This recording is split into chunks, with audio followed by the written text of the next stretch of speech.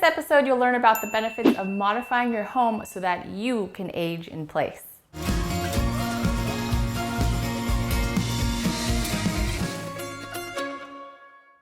Hi, Cyn Meyer here with Second Wind Movement, a resource for baby boomers and seniors like you or someone that you care for that provides education, tools, and coaching so that you can rewire your retirement and live out your best next chapters.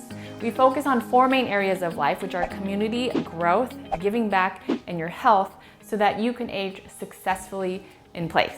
I want you to take preventative measures on the front end to fend off things that are likely to affect all of us as we age, like Alzheimer's, which touches 1 in 3 of us, dementia, depression, and loneliness, and even gray divorce among seniors, which is on the rise.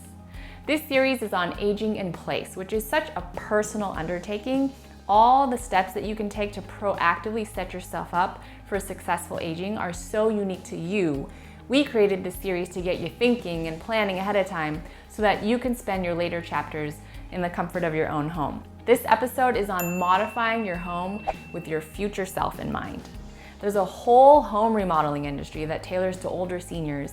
The companies that manufacture those stairway chair rails that bring you down to the first floor are gonna make a killing in the next chapters, I swear. You don't have to go all in at once and remodel your home for your 90-year-old self, but just keep in mind as you make modifications to your home, improvements that will accommodate your future.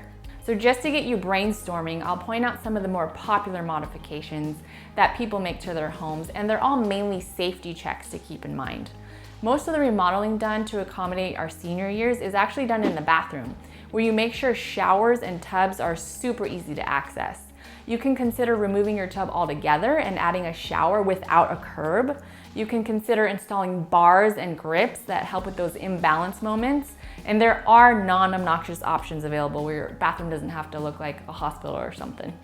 People also remodel their entranceways or their stairways so that the door widths are wide enough to allow for wheelchairs to move through. I'm not saying you should count on being wheelchair bound if you're not right now, but widen your pathways just to have that flexibility. Even for visitors. You can also remove thresholds and floor borders that could be a tripping hazard in your doorways. You can install some sturdy handrails on the sides of your stairway. We lose balance the older we get, right? And bad falls can lead to an increased risk of your cognitive decline, so be wary of that. Another popular place people remodel in their home is the kitchen. You can design your kitchen so it's more open with lots of light flowing through, which will help with your visibility as your sight declines. And it's also recommended that you line your long walkways with lights for when it gets dark. And that applies, of course, to your walkways that you have outdoors and indoors. So back to the kitchen, you can modify your countertop heights to accommodate for different age levels and mobility levels. People also install pull-out shelves that I've seen so that you can access your kitchenware more easily. And just a couple examples from my family, my aunt, who's in her late 60s, recently fell upstairs in her backyard. She and my uncle have this amazing jungle Tom Sawyer-like backyard, and she couldn't yell for help loud enough for my uncle to hear her down below in the house. So A, she'll be bringing her cell phone with her next time she's up there by herself. B, they'll need to do a property-wide safety check and set up sturdy handrails in sketchy parts of their house, and look for awkward steps everywhere on their property just to prepare for any potential future slips.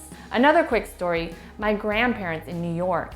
My grandpa passed away from Alzheimer's about 3 years ago, and my grandma is still with us today, now at 92.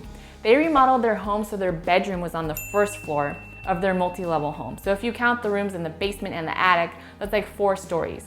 But they did some slight remodeling, and their latest bedroom took up half of the old family room, and the bathroom near the kitchen is now only accessible from now grandma's room. So that meant building walls and doorways and putting wall rails in place so that she could have everything that she needed right there in a convenient, easily accessible room. When my grandpa was still living in that room, because he was bedridden at the end of his life, nurses were able to just come through and they were able to maneuver around all of his gear and around the house, which made it super convenient. So even though my grandpa was in terrible condition at the end of his life, he was still able to age in the comfort of his own home with home care nurses that came through and my family around because of the remodeling that the family had done. So as you think about upgrading or remodeling your parts of your house, think about your future older self and work in the convenience factor now to make it easier later. And this will help you better manage, one, the cost of your self-care because you're spending the money now up front. And two, it'll help you be less overwhelmed down the road because you're doing all the work now. So be intentionally proactive today to take care of the future you, and that's how you'll work your way towards successful aging in place. If you want more tips on aging in place, check out the next episodes. And if you haven't already, please subscribe in the link below. Comment and share this video if you found it helpful and if you know someone who could also use these tips. Thank you for being proactive and caring for your future self and for being a part of the Second Wind movement. Just by listening to this content, it'll help either you or someone you know rewire your retirement years and age successfully. I'll see you in the next video. Bye for now.